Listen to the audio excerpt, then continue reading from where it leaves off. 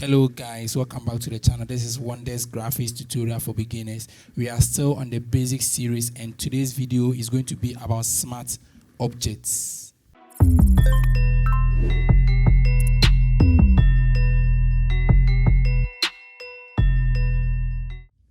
So smart objects are layers. It's a type of layer or it's a container. Let me say it's a container which is used to keep a layer, and then in such a way that we'll be editing the layer, but everything we are doing will be affecting the container around the layer, but will not be affecting the layer inside. So let me use this box. You see this gift box on the screen. So the smart object behaves as this box. Okay, this box has items in the box. So what happens is whenever we are editing the layer, we will be affecting this box, but the actual content of the box is not affected. Okay, so that's how smart objects would behave. So let me show you. Let's demonstrate with example. So first of all, we have this image which I got from Pixels. So what I'm going to do is I'll first unlock the image, the layer, and then I'm going to duplicate this layer, Ctrl+J to duplicate, and then this one we are going to call this one smart object, so that I'll convert it layer to smart object. So this is the smart object, and this is what a raster layer. Raster. Is that the spelling? No. Raster. Good. So now we have these two layers. What I'm going to do is I'll convert the second layer to what? A smart object. To convert a layer to smart object, you right click on the layer and then select what? Smart object. Or you go to layer and then you look for smart objects and then convert to smart objects. Okay, so any way you do it. So now this layer is a raster layer, and then the second one is what? A smart object, or smart object layer. Let's take it that way. So now I'm going to resize this layer. So normally, whenever you resize a raster layer, what happens is when you expand it, let me press Ctrl+T to bring the resize, free transform. Good. So now what happens is if I expand like this, the pixels, the pixels in the layer or in the image, they expand. That is, they multiply. Okay, they multiply based on what algorithms which the AI is going to look at the picture and think, okay, there must be a pixel here, there must be a pixel here, and then it will use that idea to expand the image. Okay, so it creates new pixels. Do you understand? Good. So I have expanded the image. You see, it will be working, and then it will create new pixels. Let me reduce the size. Ctrl+T, and then I'll reduce the size. Okay, so when you reduce the size like this, the AI also will analyze the image and then take out some pixels. You understand? To take out some pixels and then reduce the size. So you're going to lose pixels when you reduce or you contract it. So let me double click on it. You see it will be working, and then it gives you the same image. The image is the same, but some pixels has been lost. I've hidden the smart object layer. So let's zoom in and then see the quality of the image. You can see the image is starting to lose quality. Why? Because we have lost some pixels. It was large. Okay, so let me bring out ruler. Ctrl+R. Now this is our ruler. You can see the size of the image was from here to here. Yeah, it was from 0 to 75. I don't know whether I'm working inches or I don't really know. So this was the size, and now I've reduced it to from here to here. Okay, so all the pixels which are here have been lost. Okay, they have been lost, and then the AI has worked its way to produce the same image for you, but with few pixels. Okay, now let's increase the size again. Ctrl+T, and then we will expand to the original size. Okay, double click on it. It will work its way out. So now what has happened is that it has created new pixels based on how it thinks. Okay, the AI works like it will think on its own and then use a way of resampling to create to create the pixels for you, the pixels which have been lost. Those who don't know pixels that I'm talking about, let me zoom in so that you understand what I mean by pixels.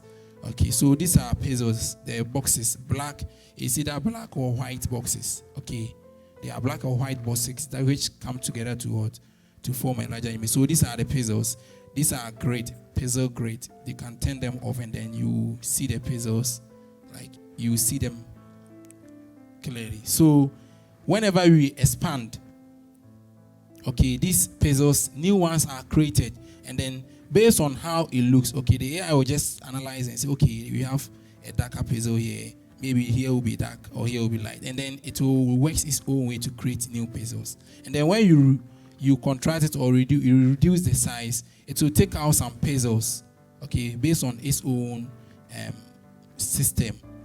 Good. So you can see the image is image is losing quality. Okay, because we lose pixels, we create pixels. We lose pixels, create pixels. And then it can be accurate as it was because there is what the AI is doing is automatic work.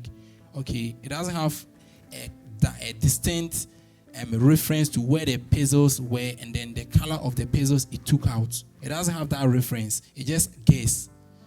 Okay, so let's reduce the size again. I think after this one, you see that we have lost quality. Now it will work its own way and then it will reduce it will reduce the image. Okay, let's expand it. So all these pixels have been lost. Photoshop is going to create them automatically. Ctrl+T, and then I'll bring it here too.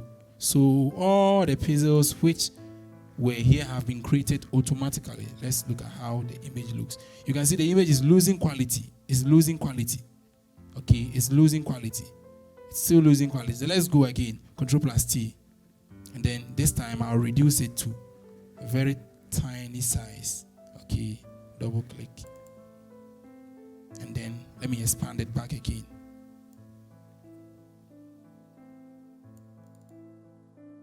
Good. So you see, we are losing pixels. Gradually, we are losing pixels. You see, all this part looks blur. All this part looks blur. Now, to make it more extreme, let me expand it to a very greater size so that it will create many fake pixels. And then I'll reduce it and then bring it back. Good. So let's go back to very small size. And then one thing is, I'm expanding and then contracting in one direction, so the AI can get it easily. Yeah, because it will guess and know that I'm expanding and contracting in one direction, so it will be easy for it to create the pixels. So now I'm going to expand different ways. Let me go this way, and then this way. Good. So you see the image has lost It has lost large amount of pixels. Okay, but it still looks good because the image had it had a very high. It was a very high quality image. Okay, the dimensions are. Let me show you. Okay, this is 73 inches by 42 inches. If you convert it to pixels, that is very large. Okay, so but still you can see the image has it has lost pixels here. You can see the red. How do you call this? I don't know how they call this. So you can see it has lost pixels, right? Good. So that is for raster layer. Raster layer. Good. Let's look at the smart object layer. So now this is how you know it has lost pixels. Let's compare the two. This is the raster on the one we expanded and contracted. And this is the original one. You can see difference, right? Looking at the rope, just look at the red rope. You can see difference. Okay, you can see difference. Good. So now let's look at the raster. Let's look at the smart object. The smart object behaves like a vector layer, but it's not a vector layer. Vector or vector shapes or vector layers, how the work is different from the raster. In the vector shape or vector layer, there is a mathematical equation guiding the shape or guiding the image in such a way that whenever you expand or contract, the reference to where the pixels, assuming there are pixels, assuming we have pixels in there, the reference to where the pixels are is in the equation. Okay, so it just looks at the equation, then creates the pixels. Assuming we have pixels, we don't have pixels in vector objects.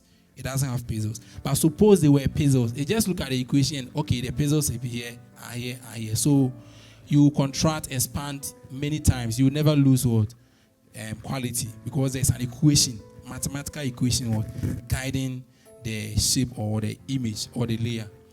Okay, so in the same way, the smart objects, they behave, but they are not vectors. They behave in such a way that now you can see this layer has what some thumbnail. You can see some small shape here. So what is happening is that this layer is now a container for the original layer. The original image is hidden in this layer. So when you double click, it will open up what the original layer here for you. This is the original image. You can see here we don't have that. The thumbnail is different. We don't have that small thing down here. Okay, so this is the original. It has been hidden inside of the container, which is the smart object. So now we start expanding and contracting. So let me contract like this. What is happening is that we have contracted the image. Okay, but let's go into the smart object and see the original image. The original image is still intact. It has not contracted. It has not. Nothing has happened to it, because what we are doing is we are not contracting the original image, but rather a container which the original image is in is being contracted, but not the original image. It doesn't affect the original image. It's still intact. Okay, so now let's expand. Ctrl+T to the original. Okay, it will be the same. Nothing will change. The reason why it's not changing is when we contract the container, which is the smart object, pixels are lost, right? Yes. And then when you expand, pixels are created. But the pixels which are lost and are created, there is a reference here. There's a reference for what? For the creation of what? The pixels. And then when the pixels are being lost, there's a reference here for Photoshop or for the AI to know that, oh, okay, there was a layer here. Oh, no, there was a pixel here. There was a pixel here. I lost a pixel here, so I must replace a pixel here. I believe you understand. So that is why when you, let's go back to that. When you resize the smart object like this, okay, so all the pixels which have been lost here, they are here. They are in the container here. The raw ones are here. So when I expand, when I try to expand back, the AI will take reference to the original image which is hidden, which has not been edited, and then produce the same pixels intact. Nothing will change. So you can see that I'll expand, contract many times. It will still be sharp. Sharpness will never be lost. Okay, sharpness will never be lost. Let me do it multiple times, just like we did in the other one. Sharpness will never be lost. Okay, because there is reference. We have a reference to where the pixels are. I believe I'm making sense. Yeah, I'm shouting too much. I'm having a sore throat, so pardon me. And my microphone is also messing up. So let me do more transformation. A lot of transformation. I can rotate it and all that. Nothing will change. Okay, I can rotate it. I can squeeze it in many different directions. Okay, let me do one more.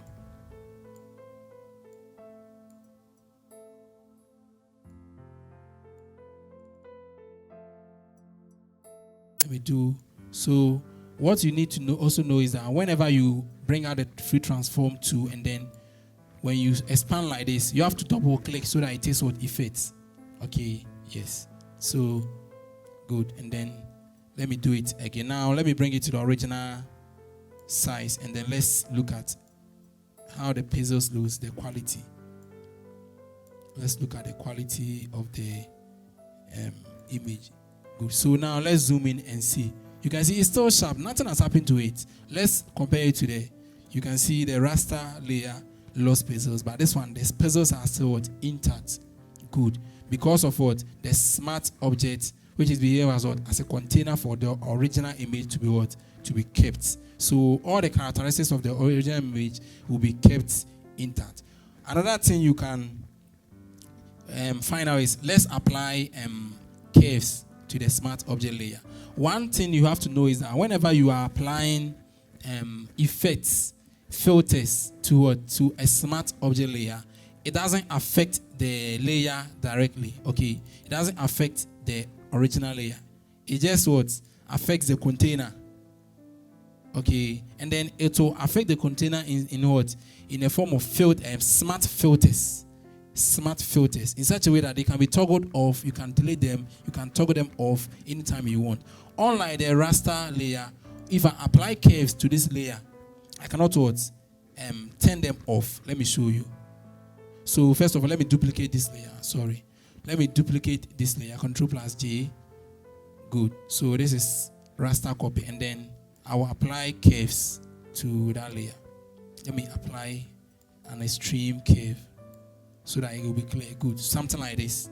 Now, this layer has been affected permanently. The curves have affected the layer, and there's no way I can turn the curves off because it has affected the layer. Okay, good. Now, let's apply curves to this smart object and then see what happens. So go to Image, Adjustment, Curves. And then let me apply it in the same way. Go. So look at what happened. It created smart filters. These filters are so these ones are also serving as affecting the container alone, but not the original or the actual layer or image which is hidden. So if you double click on the smart object, we can still have the original image intact. Nothing has happened to it. Okay, good. So that is that. And that is how smart objects work. Okay, so apart from applying curves, you can apply other effects. You can apply filters to smart objects. They will also be They will also be applied as smart filters. Okay, good. So you see, this is the blur. You see, okay. So first of all, without these smart filters, if you are going to apply, if I didn't have this and I was going to apply filters, it will ask me to convert the image, for smart filter, and then you choose yes. Good. So this is how smart objects would work. You can toggle off the filters, and then you have the original image still intact. Okay, so this is how smart objects work. One thing you should know is that there are things you can't do to a smart object. Okay, there are few things you can't do. One of them is you can't edit. You can't do a pixel-based editing on a smart object. Pixel-based editing, like you want to paint, it will not work. Okay, it will not work because it's a smart object. If you want to paint something here, unless you go and paint on the original image, and then it will reflect over there. After painting here, what you do is you save this image. You save this as a doc. So let me show you. After doing this, affecting this, you have to save it. If you don't save it, it will not reflect over there. Okay, if you don't save it, it will not reflect over there. So now I have saved it. Now come here, and then you see it has it has reflected here. So I don't want to do that. Let me go back. Go. So that is how you paint. Okay. Good. So whatever you do on the original image, you must save the original image, unless before it reflects in the smart object. Okay, good. So you can't paint on the smart object. That is one. You can't use the eraser. Okay, all these are pixel-based editing. You say this smart object must be rasterized before. So you can't do that. You can't cut. Okay, if this was a pixel-based, we just use the rectangular marquee tool, and then with the move to, you just grab it and move the part we've cut. But it will not work. Okay, it will not work because it's a smart object. If you want to do that, go to the original image, and then here you can do that cutting. Okay, good. Ctrl+D to deselect, Ctrl+Z to go back. So that's how it works. No. Let me also close this. No. Good. So that's our smart object. So you can't use paint, you can't use the brush, pixel base, you can't use these marquee tools. Okay, you can't use bend, dodge. You can't do them. But there is a way. Okay, there is a way you can do that. There is a way you can do that. Okay, if you want to paint this, just go to the original image. Okay, go to the original image. Sorry. Double click on the thumbnail. Go to the original image. Duplicate the original image. Okay, if you duplicate the original image, now hide this one. Now we have the original one intact. And then you apply what? Your painting to this one. Apply your painting to this one. Control plus say save it. Okay. Come on, Photoshop. And then it will reflect here. Now you see what we did. I still have what the original one here hidden. Okay, I still have the original one here hidden. So if I need it, I'll just come and toggle it on, switch this one off, and then save it. Good. And then now we have what? I have my original image back just as it is. Okay, so that's how you want to apply those. If you want to do pixel-based editing on a smart object, that's how you do it. That's the way. Okay, cool. Okay, and then one of the advantages of using smart object is sometimes you can use a smart object layer as a link. Let me explain that. That is very useful. Maybe you are working on a large project and then the image you imported into Photoshop, you want to change the image. Okay, you want to change the image, and then if you changing the image will be hard because you've done so much editing on the image, which you don't want the editing to go, but you want the image to change. Let me show you an example. So let's say let me import this Christmas. Good. So assuming I have this, let me just drag this onto. Good. So this image, this is a raster image, right? Now, let's say I have applied curve, saturation. I've done a lot of editing to this image. Okay, so let me go to here, curves, apply curves to this. Okay, and then let me apply, let's say, levels. Like you have done so much editing to the image, and then let's say it was a big project. I've written some words, created text, a lot of things, gradient on it. And then I realized I think this image, and then it occurred to me that this image will be better suitable for the work rather than what this one. So I want to swap the image. And then now, because of the editing I've done on them, which are pixel based, and then they have affected the layer only. When I bring a new image there, I have to go back and do all this editing, which will be stressful. So to minimize this, always use your image as a smart object linked. Let me show you what that means. So now I'm going to open an image, but I'm going to open it as a link. So go to file and go to what? Place linked. What this does is this image which I'm selecting, this image has been what? Photoshop has linked. This image has been linked from what? From my files. So the image has not been copied to Photoshop or the scratch disk or the temporary folder. It is being linked directly to where I picked the image in such a way that if I change this image over there, it will what? It will reflect here. Do you understand? So if the image is used as a smart object linked, so if let's say I've done plenty editing, I want to change the image, I'll just go back and relink the image and then choose a different one. If I choose a different image, all the editing which I did, which are smart filter editing, will still affect the new image I've imported. You understand? So let me show you an example here. So I'm going to edit this image in my files. So let me show you. I'm going to edit it with paint. Okay, paint. So this is the image, right? Let me right click and then go to open with paint.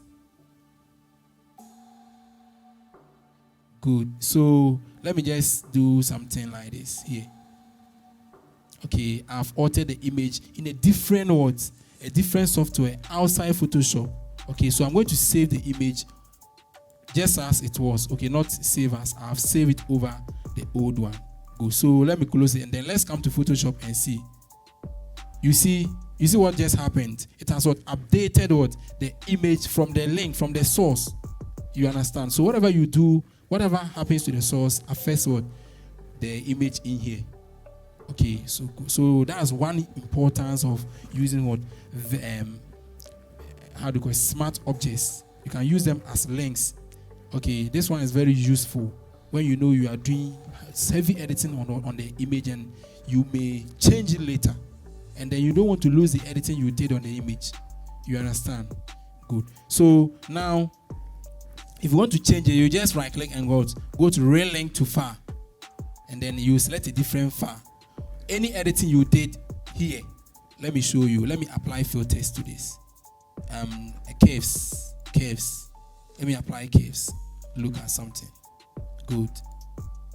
It's a bad curve right now. I'm going to relink this image, relink file. So you observe that the smart filter, that is the curve, will be maintained, just that the image will be changed. The image has been changed, but the curve is still there. Good. That is how you use it. You use it as a linked smart object. It's very useful. And then we have another one. That is when you use smart objects as embedded. With the embedded, it is copied into Photoshop. Okay, so let's pick the same image or this one. If you use it as embedded, it is copied into Photoshop. Okay, it is copied. So this image right now is copied. So whatever you do to the original image, which is in my files, doesn't affect the one which is here. Okay, this one is called placing. Just like you drag an image and then place it on the canvas straightforward, it will be embedded. So now look at the difference. The embedded one comes with a different thumbnail. The linked one comes with a different thumbnail. That's how you can distinguish between them. Okay, so that is smart objects for you. I believe you understand how smart objects. Use smart objects a lot because it helps you to keep it helps you to edit a layer non-destructively, so that the original layer will be kept, and then you edit the layer. Whenever you need the original layer, you can go back for the original layer. Whatever you do doesn't affect the original layer. And then if you expand or resize it, the pixels are always maintained. So that is how smart objects work. Okay, so thanks for watching this video. This is where we bring this video to an end. If you really like this video, make sure you leave a thumbs up and then leave a comment down below. If there is anything you didn't understand, leave a comment down below. I'll do my best to try and then explain further to you. And don't forget to subscribe to this channel, because this channel is dedicated for beginners. All the videos I'm uploading is for beginners. Okay, so love you guys. Thanks for watching. We will meet here another time. Have a great one.